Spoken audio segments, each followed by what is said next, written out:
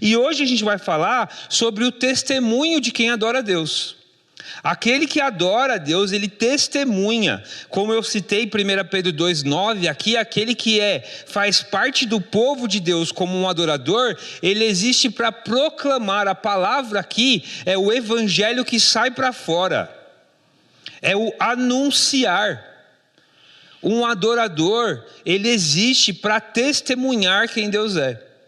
E a gente vai ver isso hoje, então, no capítulo 8 de Atos. Já deixa sua Bíblia aberta no capítulo 8 de Atos, para a gente entender, então, qual que é o testemunho, ou como esse adorador, que faz parte da igreja de Deus, deve testemunhar. E eu vou falar um testemunho pessoal aqui. Eu sou extremamente tímido. Vocês falam assim, não, mas ele fala no microfone tão bem. Mas falar no microfone para... Hoje tem 30 aqui, mas já falei para bastante gente já. É até fácil, tá? Eu particularmente acho que pela minha timidez é até fácil para mim. Eu tenho uma dificuldade muito grande no tete-a-tete, assim. Eu sou uma pessoa tímida, bastante tímida mesmo. E esse negócio de testemunhar, para mim, sempre foi um sufoco.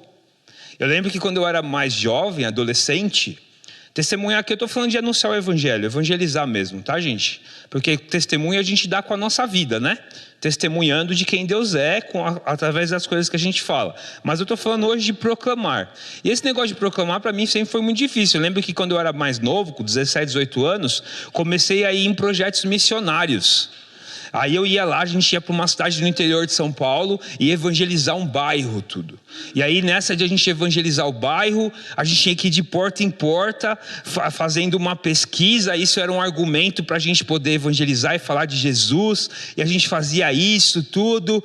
E aí eu sempre era o cara que ficava com a prancheta só anotando os negócios, assim. Porque eu tinha vergonha de chegar e falar, ô senhor João, vem aqui para falar de Jesus. Eu tinha, essa timidez era muito grande, tanto que eu comecei nesse mesmo projeto, eu fui uns 8 anos nesse projeto, e nesse mesmo projeto eu comecei a me envolver com as crianças, porque para eu lidar com as crianças era muito mais fácil por conta da minha timidez. Então para lidar com as crianças ali, aí o tio, tudo, ficava mais informal, era mais fácil, mas chegar numa pessoa mais velha, tudo, eu era muito tímido. E eu também tinha um problema de me comparar com as pessoas. Aí eu ia lá para fazer evangelismo. Tem um cara que ele é o chefe do Beto hoje, o Célio. E aí nesses primeiros projetos missionários que eu fui, o Célio estava lá, um jovem também. A gente tem a mesma idade, bem parecida assim. E a gente estava lá andando, tudo. E aí eu ia com ele, o grupo assim, fazer evangelismo, e o Célio pegava e falava tudo, e falava com os caras, e o Célio também é um cara mais tímido assim, mais comedido mesmo, ele não é expansivo tudo, mas mesmo assim, ele falava com autoridade tudo, ele falava e falava de Jesus. E aí eu olhava e falava assim, eu não vou conseguir falar igual esses caras aí tudo. Tinha uns outros caras lá também. Então eu me comparava. Mas esse negócio de anunciar o evangelho não é para mim, porque eu não sei falar igual fulano, igual ciclano. Eu não tenho essas palavras bonitas, eu não tenho esse conhecimento, eu não consigo fazer isso. Eu imagino que você já deve ter se colocado numa posição parecida. Do tipo, eu sou muito tímido para falar de Jesus, eu não consigo, ou eu não tenho essa capacidade aí. Eu não consigo fazer isso. Então são alguns pontos que acabam limitando a gente quando a gente fala de testemunhar, de anunciar o evangelho. Você já não parou para pensar nisso? Não, eu não vou conseguir. Esse negócio de falar de Jesus aí não dá certo. O meu negócio é só cantar tudo. Mas nós somos chamados para anunciar. Nós somos chamados para proclamar. E envolve o que a gente fala também e para quem a gente fala. Não é algo que a gente deve deixar para outros fazerem. Porque na Bíblia não tem essa divisão. Uns proclamam e os outros assistem culto. Na Bíblia, a igreja é chamada para que ela faça discípulos, para que ela anuncie quem Jesus é. Se você faz parte da igreja de Jesus, você não está isento de alguma tarefa, porque, não, é porque eu não fui chamado para proclamar. Não, na Bíblia não tem uma divisão, uns proclamam e outros não. Todos nós devemos ser testemunhas de quem Deus é. E é por isso que a gente veio então aqui para o capítulo 8 de Atos, para entender um pouco disso. O capítulo 8 de Atos está ligado diretamente ao versículo 8 do capítulo 1. Por que está conectado? Porque lá no versículo 8 do capítulo 1, Jesus diz para os seus discípulos: mas vocês receberão poder quando o Espírito Santo descer sobre vocês, e serão minhas testemunhas em Jerusalém, em toda a Judéia e Samaria e até os confins da terra. O capítulo 8, a partir do versículo 1, a gente vê Filipe no ministério dele em Samaria. E é muito legal entender por que Filipe chega em Samaria. Foi porque Deus quis. Por que a gente vai ver isso? A gente vai ver isso de algumas formas, mas uma das formas é porque Deus permitiu que houvesse uma perseguição gigantesca para a igreja em Jerusalém e na Judéia toda, ali naquela região toda. Porque há essa perseguição, os crentes começam a se espalhar, porque quando eles ficavam unidos, o governo e os judeus, eles iam lá e começavam a perseguir eles. Então eles começaram a se espalhar em toda a região. E Filipe é um deles. Então vamos ver a partir do versículo 1 aqui. E Saulo estava ali consentindo na morte de Estevão. Esse capítulo está conectado com o capítulo 7. E Saulo estava ali consentindo na morte de Estevão. Naquela ocasião, desencadeou-se grande perseguição contra a igreja em Jerusalém. Todos, exceto os apóstolos, foram dispersos pelas regiões da Judéia e Samaria. Alguns homens piedosos sepultaram Estevão e fizeram por causa dele grande lamentação. Saulo, por sua vez, devastava a igreja, indo de casa em casa, arrastava homens e mulheres e os lançava na prisão. O pastor Luiz Saião diz que a igreja aqui cresceu no poder da perseguição. O pessoal fala assim, cresceu no poder do Espírito. Ele fala, com certeza foi no poder do Espírito, mas aqui foi no poder da perseguição. Eles não tiveram muita escolha. Ou eles saíam de onde eles estavam, ou para poder se dispersar e poder ficar mais difícil de localizá-los, ou eles ficavam todos juntos e iam todos presos juntos. Eles preferiram então, por conta da perseguição, sair por toda a região e viver a vida cristã deles, que era proclamar que Jesus era o Salvador. Esse é o contexto do que a gente está aqui no capítulo 8. Então, se você tem medo de testemunhar, de pregar o evangelho, porque alguém vai dar risada, porque alguém vai me criticar, porque alguém vai me perseguir, porque alguém vai tirar sarro, ou porque alguém não vai gostar mais de falar comigo, essa é a melhor motivação para você proclamar o evangelho, porque foi assim que o evangelho começou. O evangelho começou a ser proclamado porque as pessoas estavam com medo, e elas falaram, a gente tem que anunciar isso aqui é muito importante. Estão perseguindo a gente porque Jesus falou que ia perseguir. Se Jesus falou que ia perseguir, é porque está certo. Jesus não falou, vocês vão proclamar o evangelho, vai ser as mil maravilhas. Vocês vão estar num país cristão, o presidente vai ser cristão, os governadores vão ser crentes, vai ser todo mundo crente, vai ser fácil para todo mundo. Ele nunca falou isso. O que ele falou vocês terão aflições, mas tenham um bom ânimo, eu venci o mundo. Essa é a motivação, não é dar tudo certo. A motivação eu estou fazendo para a glória de Deus, independente se está certo ou errado. Está difícil, eu vou continuar fazendo, porque é para a glória de Deus. Eu tenho vergonha, mas vou vencer a vergonha, porque é para a glória de Deus. Eu não sei falar, então eu vou me preparar, eu vou estudar, eu vou pedir para alguém me ensinar, porque é para a glória de Deus. E eu quero fazer para a glória dele. Essa igreja aqui, ela não teve medo de testemunhar. Ela entendeu que o papel dela era proclamar quem Jesus era. Então vamos. E é legal que Samaria era um lugar em que ninguém gostava de judeu. E os judeus então estão saindo de Jerusalém, da Judéia, e indo para Samaria, sendo perseguidos em Jerusalém, para anunciar o evangelho numa terra em que eles eram perseguidos também, ou que pelo menos não gostavam deles.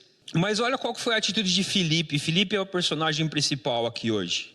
A partir do versículo 4, os que haviam sido dispersos pregavam a palavra por onde quer que fossem. Indo Filipe para uma cidade de Samaria, ali lhes anunciava o Cristo.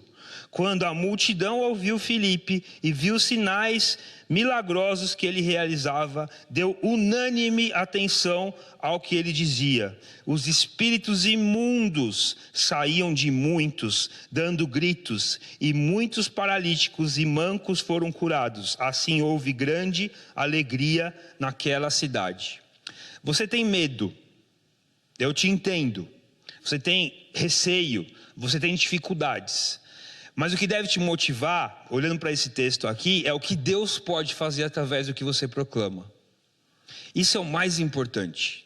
Ontem a gente estava aqui no mutirão e eu fui resolver uma situação aí de um móvel que a gente está fazendo. E o marceneiro que está fazendo esse móvel, ele aceitou Jesus, ele se converteu com uma pessoa que eu conheço e que hoje essa pessoa está desviada do evangelho. Ela está afastada do evangelho. Só que esse marceneiro hoje é um homem de Deus, continua sendo um cristão, alguém que serve a Deus, tudo. E ele ontem, na conversa, ele falou, eu estou com tantos anos de idade, tudo. Ele falou bem assim. E aí eu falei assim, poxa vida, se ele está com tantos anos hoje, quer dizer que mais ou menos há 30 anos atrás foi que ele conheceu o evangelho por aquela pessoa lá. E aquela pessoa lá hoje nem está no evangelho, nem está na igreja, ela nem está conectada com Deus, ela nem está buscando Deus mais. Mas aquele homem, há 30 anos, tem formado a sua família no evangelho. Ele se casou depois que ele conheceu Jesus, com uma mulher que também conheceu Jesus. Eles têm 2 filhos, ele está ali cuidando da família dele, está ali vivendo o evangelho na vida dele. Essa não é a melhor motivação, a maior motivação que a gente devia ter na hora que a gente proclama o evangelho para alguém? Isso não devia vencer qualquer medo que a gente tem? Quando você fica pensando naquele seu amigo, naquele seu parente, naquela pessoa que você conhece, e fala assim, ela não conhece o evangelho hoje. Se Jesus voltasse hoje, ela não estaria no reino de Cristo comigo, podendo desfrutar da presença eterna de Jesus. Mas se essa pessoa que você ama, você deve pensar assim, eu vou vencer o meu medo, eu vou vencer a minha vergonha, eu vou vencer o desprezo, eu vou anunciar o evangelho, eu vou proclamar para essa pessoa, porque eu a amo. Eu quero ver o resultado do evangelho na vida dela. E por que eu estou falando isso? Porque Filipe estava vivendo uma perseguição, porque ele fazia parte da igreja. Filipe vai para uma terra em que as pessoas não eram simpatizantes com os judeus, com quem era da Judeia. Ele vai para lá para anunciar o evangelho de algumas coisas que estavam, de algo que estava sendo perseguido naquela época. E aí ele vai mesmo vencendo seus medos, porque gente, Filipe tinha acabado de ver a morte de Estevão em Jerusalém. O texto está conectado com o sepultamento de Estevão.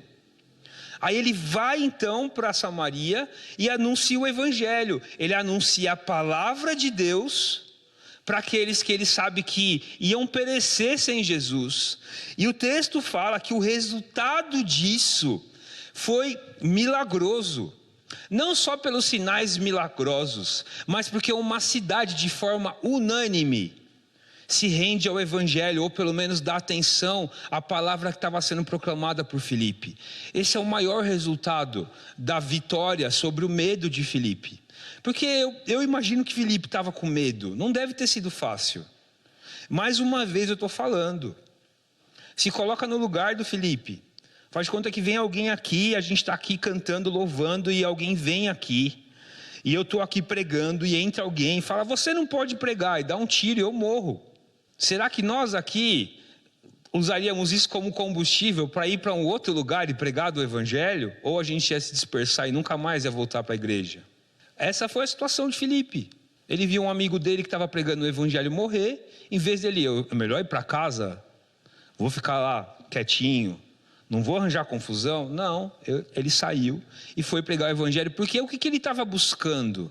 A salvação daqueles para que ele estava proclamando. Para ele o mais importante era ver pessoas conhecendo o evangelho. Então um adorador, ele testemunha, mesmo sob a perseguição, buscando a glória de Deus e o resultado que ele sabe que Deus vai fazer. Ele tem expectativa em Deus, que Deus vai fazer isso, independente da perseguição. Eu vou proclamar o evangelho para aquela pessoa do meu trabalho. Alguém vai tirar sarro de mim? Vai, mas eu vou dar testemunho, porque no meu coração está a glória de Deus naquela vida transformada. Isso que é o mais importante para mim. É por isso que eu vou proclamar. Eu vou passar vergonha. Não, mas eu vou. Alguém vai me criticar lá no trabalho, mas eu vou. Na minha família, ninguém mais vai querer passar o Natal comigo, mas eu vou falar de Jesus. Com respeito, é claro, mas eu vou anunciar o Evangelho, porque essas pessoas, Deus, eu tenho certeza que Deus quer restaurar a vida delas, Deus quer salvá-los. Essa era a motivação de Filipe. Interessante que Filipe faz o que ele faz aqui no poder de Deus, através do Espírito Santo que está guiando e orientando ele. E faz isso pela palavra de Deus. Então o conteúdo de um testemunho e aquilo que leva alguém a testemunhar é o próprio Deus, e o conteúdo daquilo é Deus. Não é sobre mim. Eu não testemunho falando assim, eu vim aqui falar que é bom você ir para a igreja. Por que, Lucas? Não, porque quando eu fui para a igreja eu tinha um Fusquinha e agora eu tenho um carro mó legal. Porque eu não tinha uma camisa legal e agora eu tenho tenho 5 camisas. Lembra que tinha um comercial de uma igreja, uns anos atrás, que era assim? Era comercial de televisão. Eu, antes de ir para aquela igreja X, eu não tinha nada. Agora eu tenho 2 carros. Agora eu tenho 5 ternos. Tinha essa questão de dar um testemunho sobre você, sabe? Sobre o que você conquistou, porque você foi próspero. Não, você tinha que dar testemunho mesmo que você não fosse próspero. Mesmo que não tivesse dado tudo certo. Aliás, era um bom momento de dar testemunho. Eu estou passando uma barra, está muito difícil, mas Deus está comigo. O Senhor é meu pastor, eu não sinto falta de nada. O testemunho não é sobre você, sobre mim, sobre o que eu fiz, o que eu conquistei. O testemunho é sobre Deus, o poder dele através da palavra dele. Isso é que é testemunho. A gente não está aqui para falar, eu estava doente e eu consegui resolver esse problema. Não, eu estou aqui para falar que eu tive uma doença, mas eu passei por ela porque Deus é o meu pastor. Ou eu estou doente hoje. Não tive uma cura milagrosa, mas eu confio que Deus é soberano, Ele está no controle da minha vida. Isso é testemunho de verdade. Não é só naquilo que é milagroso, poderoso. Aquilo também, glórias a Deus por aquilo. Mas testemunho é você falar de quem Deus é e do que Ele faz. Isso é testemunhar. É o que Filipe estava fazendo aqui. Eu vou correr um pouco com esse meinho agora, porque é a história de Simão. Simão era um mago, um ilusionista, um feiticeiro. No contexto cultural lá, qualquer um que fazia alguma coisa que não era relacionada a Deus era considerado um feiticeiro, tá? Eu não sei o que ele fazia, mas Simão levava uma galera com ele. O pessoal acreditava muito em Simão, achando que Simão era um cara com poder. A expressão aqui é que ele era muito importante, mas no versículo 10 diz que o que as pessoas falavam, né? Este homem é o poder divino, conhecido como o grande poder. Então Simão estava ali em volta, e as pessoas seguiam Simão e começaram a seguir Filipe. Então Simão ouve a mensagem do Evangelho através de Filipe e fala, isso é interessante. O texto fala que ele creu, quer dizer, eu entendi, Jesus é o Cristo, eu acredito nisso, Ele é o Salvador. E ele se batizou. O se batizar aqui além de você descer as águas, aquele ritual, também quer dizer que ele decidiu fazer parte da comunidade. Isso quer dizer batismo aqui também. Batismo na Bíblia é isso. É alguém que decide fazer parte de uma comunidade. Então, Simão é batizado. Ele creu, foi batizado, está no versículo 13, e ele ficava ali maravilhado pelos grandes poderes que aconteciam através de Filipe, os sinais e tudo mais. E aí então, porque o que Filipe estava fazendo, estava dando para a glória de Deus, estava prosperando ali em Samaria, o que acontece é que Pedro e João vão de Jerusalém para Samaria para testar esse ministério de Filipe. Vão lá, vamos ver o que está acontecendo lá, vamos glorificar a Deus junto. Eles chegam lá, e lembram que lá em Jerusalém teve o dia do Pentecostes, que o Espírito Santo desceu sobre a igreja, e a gente teve milagres ali, coisas sobrenaturais acontecendo. Essa era uma forma que Deus usou no começo da igreja para atestar, para mostrar que aquilo é a igreja de Jesus. Então a gente tem o Pentecostes samaritano aqui, que é quando Pedro e João vão para Samaria, e ali tem um monte de convertidos, um monte de crentes em Jesus, em que através da presença de Pedro e João, Deus se manifesta ali atestando. Isso era ótimo para mostrar para o povo judeu que o evangelho era para todas as pessoas. Porque o judeu podia estar pensando que o evangelho é só para mim, esse negócio de salvação é só para mim. Então Deus se manifesta em Samaria para falar, ó, tá vendo? Eu vim para salvar o mundo, Jerusalém, Judeia, Samaria e até os confins da terra. Aconteceu o Pentecostes em Jerusalém, aqui em Samaria também, porque aqui também é a igreja. Ali isso era um sinal para aquela época da expansão da igreja. E é o que acontece aqui então. A gente está vendo isso dos versículos 14 até o 17. E aí então, o que acontece? O Simão olhou para isso e ficou, esse eu também quero. Quando eu fazia minhas feitiçarias lá, eu era conhecido como grande poder. Agora vem esses caras de fora, fala esse negócio que é legal, e eles também têm bastante poder, eu quero também. E aí você vê Simão com a carteirinha abrindo, falando, ô Pedro, ô João, quanto é que fica para eu conseguir esse negócio aí? Começa ali a fazer a conta de dinheiro, tentando comprar o evangelho. E aí então Pedro e João vão falar para ele assim, cara, você não tem um coração transformado de verdade. Isso que você está fazendo aí é só carcaça. Você não está arrependido de verdade dos seus pecados. Basicamente é essa a resposta para ele ali. E aí ele pede misericórdia, e o que acontece é que ele acaba se afastando, porque ele está ali buscando outras coisas, e os discípulos voltam para Jerusalém, anunciando o que aconteceu em Samaria e pregando. Mas por que eu acho que a gente tem que... O que a gente tem que observar nesse texto aqui, nesse trecho especificamente, que é um pouco longo e eu apenas expliquei ele para vocês, né? Depois vocês podem ler. Que no nosso testemunho, a gente às vezes fica muito preocupado com o resultado do testemunho. Então eu fico lá assim, o Caio é um amigo meu do trabalho que não conhece Jesus. Aí eu não vou nem falar com o Caio dessas coisas, porque o Caio não presta. Não, o Caio não presta, eu nem vou desperdiçar tempo, porque não vai dar certo. Ou, quando a gente testemunha para alguém, e alguém, de certa forma, meio que, é legal, gostei disso aí, quero ouvir mais. Mas depois ele dá um perdido na gente, não quero mais saber disso aí, quero encher a cara, eu quero fazer outra coisa. A gente fica frustrado, eu não consegui, tá vendo? Eu não sei fazer. Gente, no tempo que eu estou aqui do ministério, e vocês também estão comigo, quantas pessoas a gente não pregou o evangelho, começaram até a vir na igreja, ficaram, se todo mundo que começou a vir na igreja estivesse aqui hoje, não dava para sentar a gente aqui.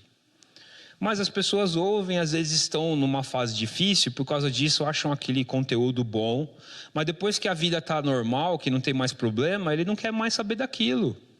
Ele usa o que ele está ouvindo aqui como amuleto. Deu certo? Eu vou embora. Quando eu precisar, eu volto. Se a gente se frustrar com esse resultado, a gente está perdido. E talvez aqui Felipe, e foi bom que Pedro e João estavam lá para dar esse apoio para ele. Eu vou conjecturar aqui, talvez Felipe estivesse olhando para isso e falando, poxa vida, mas o cara foi até batizado.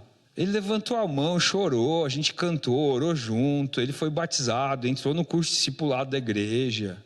Estava tão bom. De repente ele vem aqui, está querendo comprar o Espírito Santo. Poxa vida! Mas com isso a gente não deve se frustrar, porque o resultado é de Deus, é Deus quem faz, é o Espírito Santo que age. A gente deve proclamar. Se você, por algum motivo, pregou o evangelho para alguém e essa pessoa te frustrou, porque ela mostrou que estava interessada, mas depois foi embora, ou ela parecia uma coisa e fez outra, não se preocupa com isso. O Spurgeon falava, eu sempre cito isso, né? Que a palavra de Deus, o evangelho, é um leão numa jaula. A única coisa que você deve fazer é abrir a jaula. O resto, o Espírito Santo faz.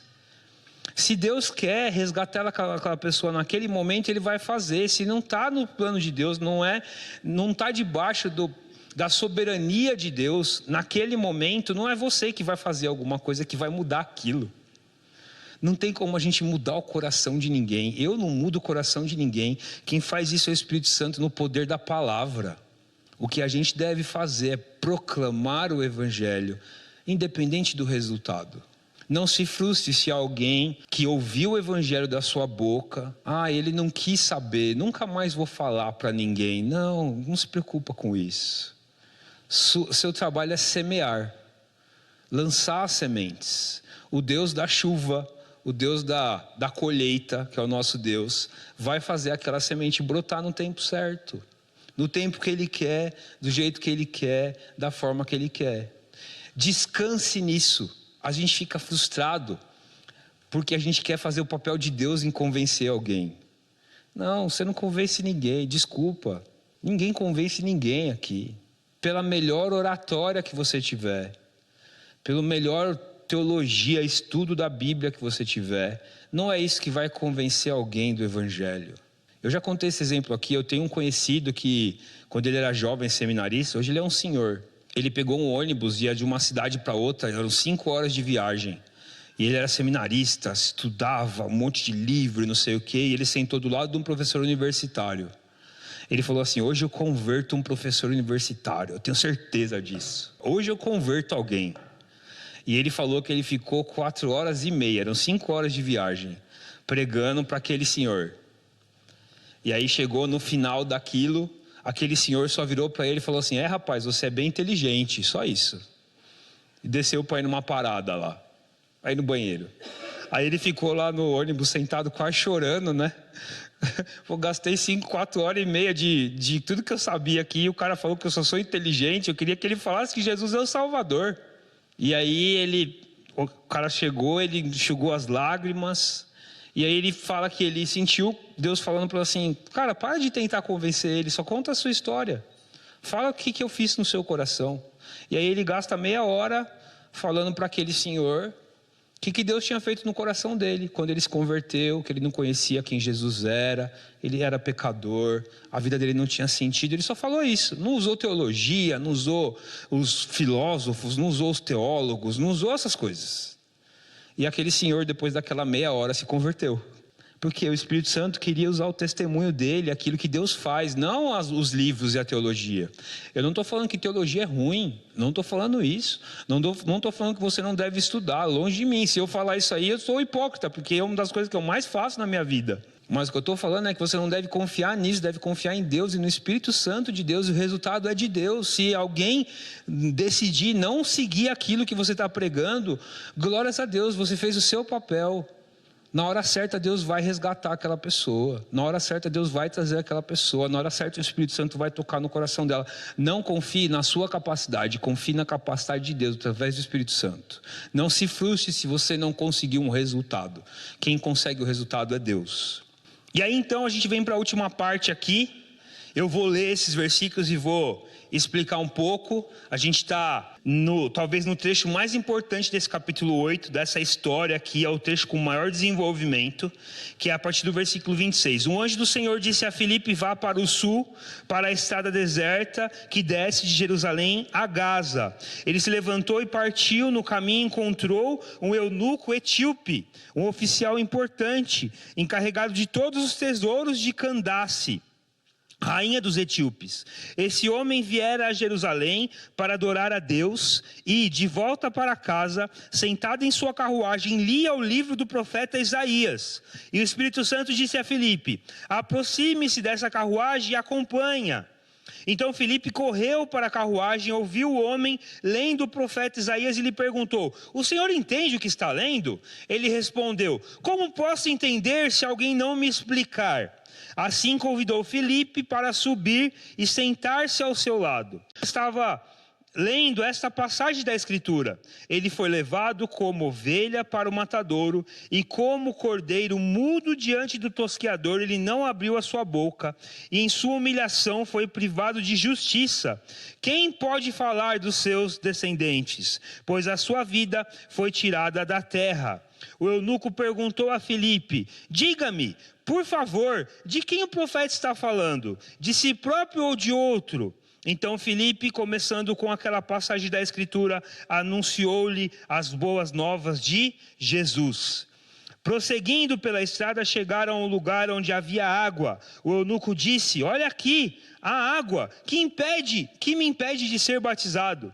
Disse Filipe: você pode, se crê de todo o coração. O eunuco respondeu: creio que Jesus Cristo é o Filho de Deus. E assim deu ordem para parar a carruagem. Então Filipe e o eunuco desceram a água e Filipe o batizou. Quando saíram da água, o Espírito do Senhor arrebatou Filipe repentinamente. O eunuco não o viu mais e, cheio de alegria, seguiu o seu caminho. Filipe, porém, apareceu em Azoto e, indo para Cesareia, pregava o evangelho em todas as cidades pelas quais passava. Essa passagem é incrível. Eu sou apaixonado por esse texto, porque a gente vê aqui um milagre acontecendo em diversos aspectos desse milagre. O principal milagre era um homem de um outro país, de um outro continente, que foi exposto ao evangelho, provavelmente por conta do Pentecostes, e talvez também pela dispersão dos judeus, onde depois do Pentecostes, porque o Pentecostes acontece numa época em que muitos judeus vinham do mundo inteiro para Jerusalém, e depois eles tinham que voltar para suas casas. Então provavelmente esse homem é exposto ao evangelho, ou quem Jesus é, por conta disso. Então ele era de uma outra cultura, de outro país, de outra classe social, que ele era um chefe do governo de uma rainha. Ele era outro tudo assim. E aí Deus trabalha tudo isso para que esse homem se encontre com Filipe. Esse para mim é o maior milagre. E ele tem alguém capaz de ser usado pelo Espírito Santo para revelar para ele quem Jesus era, e ele tem um encontro real com Jesus. Esse é o maior milagre. Talvez você fale assim, não, o maior milagre é que Filipe estava num lugar e de repente apareceu no outro. Ah, mas isso aí para Deus é fichinha. Deus transformou o coração do homem, Deus moveu a história para que dois homens totalmente diferentes se encontrassem. É um dos encontros mais improváveis que pode existir. Um judeu itinerante pregador, que provavelmente não tinha recurso, com um dos homens mais ricos da África. Foi só isso que aconteceu. Que tinha ouvido o evangelho através de alguém que foi lá para a África e estava pregando para ele de alguma forma. Esse é o maior milagre que aconteceu aqui. Tudo isso que a gente vê no capítulo 8 acontece aqui também nesse núcleo. Deus, através do poder dele, levando Filipe para um lugar. Por conta da perseguição, provavelmente esse etíope ouviu o evangelho. Deus capacita Filipe através do seu poder e da sua palavra para falar para esse homem. O resultado vem porque a palavra de Deus e quem Jesus é pregado aqui não é outra coisa. Filipe não falou de política, Filipe não falou de futebol, Filipe não falou de teologia, de academia, de seminário, de quem é o melhor filósofo. Filipe mostrou para esse etíope quem Jesus era nas escrituras, e lembra que naquela época ele só tinha o Antigo Testamento, então ele fez isso usando Amós, Isaías, ele usou Jeremias, ele usou Daniel, ele falou de Jesus até em Gênesis provavelmente. Ele anunciou o evangelho aqui para esse etíope. E o maior milagre, através do testemunho de Filipe, é um homem, num encontro improvável, conhecer Jesus como seu Senhor e Salvador e decidir ter sua vida transformada e mostrar isso publicamente, que agora eu sou um filho de Deus e eu sirvo a Jesus Cristo.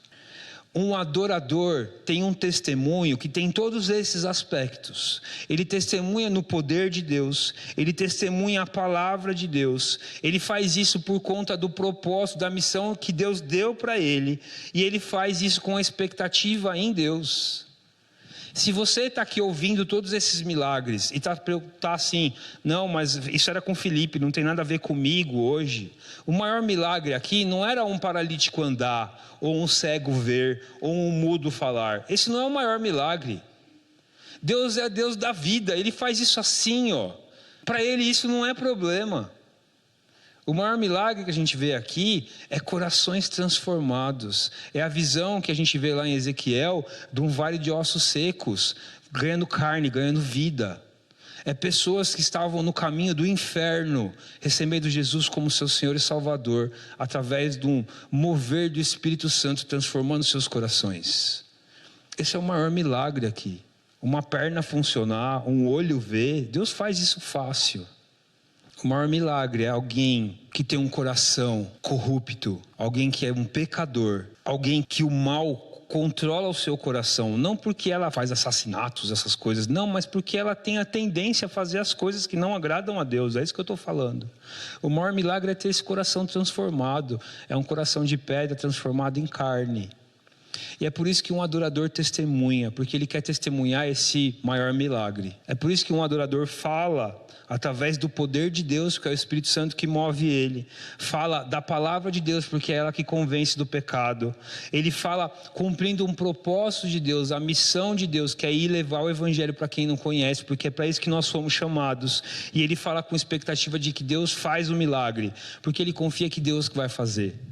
Um adorador testemunha. Ele canta falando da palavra de Deus. Ele tem um coração que confia em quem Deus é. Ele oferta com a vida dele para Deus. O conteúdo do que ele fala é sobre Deus, sobre Jesus, sobre a obra de Cristo. Esse adorador, ele testemunha de tudo isso, enquanto ele anda, enquanto ele vive. Ele é um sacrifício, alguém que está ali para mostrar a glória de Deus, para mostrar aquilo que Deus faz. E qual que é o maior milagre desse testemunho? Não é alguém andar, alguém enxergar. Se Deus fizer isso aí, a gente vai glorificar aqui. Mas a gente devia celebrar muito mais quando alguém fala: eu confio em Jesus como meu Senhor e Salvador. A gente fica muito mais impressionado quando a gente pensa no milagre de alguém andar porque não andava. E não fica impressionado no milagre de alguém ser salvo da morte eterna pelo sacrifício de Cristo. Esse é o maior milagre. Se alguém não anda, Deus pode ter um propósito para isso, mas uma coisa Deus quer: aqueles que Ele escolheu, Ele quer salvar.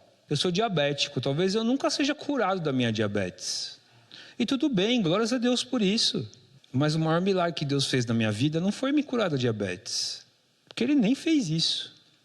Mas foi um dia, com 7 anos, eu entender quem é Jesus, eu entregar minha vida para Ele. E a partir daquele dia eu entender que Jesus é o meu Senhor e o meu Salvador. E isso é o que importa. E eu ter sofrido nas vezes que eu tentei me afastar disso. Isso para mim é a melhor coisa. Imagina uma igreja, uma comunidade de pessoas que estão movidas pelo Espírito Santo e apaixonadas por testemunhar de quem Jesus é. Independente da perseguição, independente dos problemas que isso vai trazer, independente se ela vai ser desprezada ou não, independente da sua timidez, essas pessoas entenderam que a igreja existe para a glória de Deus, para proclamar quem Deus é, e elas vão testemunhar. Eu tenho certeza que se a gente tivesse isso no nosso coração, aqui na nossa comunidade, esse prédio não aguentava colocar o tanto de gente que ia conhecer Jesus há muito tempo. Há muito tempo. Talvez a gente nem estivesse mais aqui, porque esse prédio não ia comportar mais. Se nós decidíssemos ser realmente testemunhas de quem Jesus é. Se a gente se preocupasse muito mais com testemunhar do que com fazer coisas. A gente gosta muito de fazer, mas a gente esquece de ser. E a gente tem que ser testemunhas. O pastor Timóteo, que começou esse ministério aqui, ele tinha uma frase que era: ser antes de fazer. Ele foi meu pastor de jovens, e uma das coisas que ele insistia com a gente na nossa juventude, para a gente não ser muito ativista, era: você tem que ser antes de fazer. Não adianta fazer. Você vem aqui e toca, como se tocar o violão fizesse você ser alguma pessoa mais crente. Não, tocar violão você pode tocar aqui na igreja, no palco da igreja ou no palco do bar, não faz diferença nenhuma tocar violão. Aliás, o músico do palco do bar pode vir aqui e tocar melhor que eu, inclusive. Isso não faz diferença. Mas o importante é quem toca o violão aqui tocar para a glória de Deus. Isso que é o que vale. Fazer com excelência, é claro, fazer da melhor forma, mas fazer para a glória de Deus. A gente tem que ser testemunha antes de fazer as coisas. Ser testemunha é ser movido pelo poder de Deus, testemunhando a palavra de Deus, cumprindo a missão de Deus, com expectativa de que Deus que vai fazer. Você é um adorador chamado para ser testemunha. Faça isso. Vamos orar?